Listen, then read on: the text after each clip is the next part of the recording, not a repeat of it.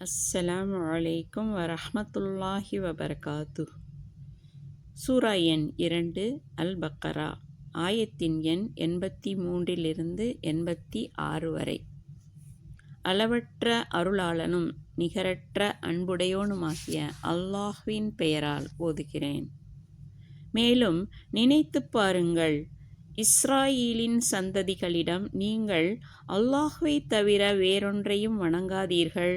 தாய் தந்தைக்கும் உறவினர்களுக்கும் அனாதைகளுக்கும் ஏழைகளுக்கும் நன்மை செய்யுங்கள்.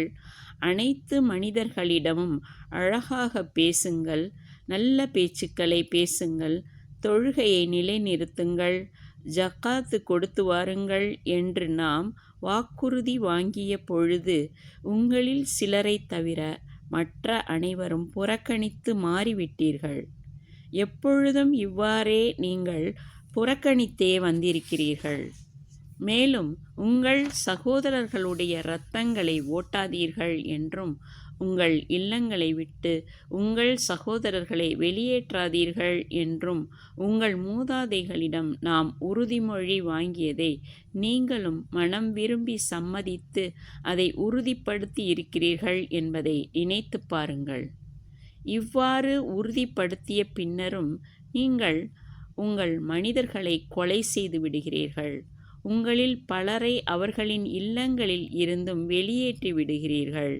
அவர்களுக்கு எதிராக பாவமாகவும் அநியாயமாகவும் அவர்களுடைய எதிரிகளுக்கு நீங்கள் உதவியும் செய்கிறீர்கள். ஆனால் நீங்கள் வெளியேற்றிய அவர்கள் எதிரிகளின் கையில் சிக்கி கைதிகளாக உங்களிடம் உதவி தேடி வந்துவிட்டாலோ அவர்களுக்காக நீங்கள் பொருளை ஈடு கொடுத்து அவர்களை மீட்டு விடுகிறீர்கள். ஆனால் அவர்களை அவர்களின் இல்லங்களில் இருந்து வெளியேற்றுவதும் உங்களுக்கு தடை செய்யப்பட்டுள்ளது. இவ்வாறு செய்யும் நீங்கள் வேதத்தில் உள்ள சில கட்டளைகளை நம்பிக்கை கொண்டு சில கட்டளைகளை நிராகரிக்கிறீர்களா?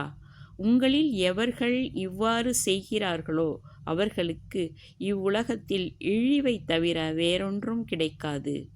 மறுமையிலோ அவர்கள் கடுமையான வேதனையின் பக்கம் விரட்டப்படுவார்கள். உங்கள் இச்செயலை பற்றி அல்லாஹ் பாராமுகமாயில்லை. இவர்கள்தான் மறுமை வாழ்க்கைக்கு பதிலாக இவ்வுலக வாழ்க்கையை விலை கொடுத்து வாங்கி கொண்டவர்கள்.